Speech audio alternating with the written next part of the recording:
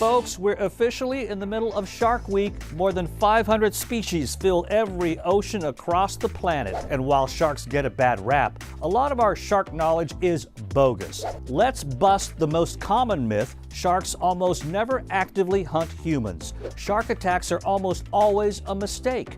You're 47 times more likely to get struck by lightning than attacked by a shark. A lot of people think sharks are stupid.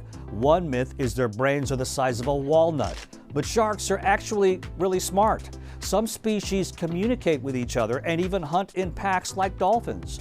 Sharks and rays have some of the largest brains in the fish world. And yes, if you didn't know, sharks are technically fish.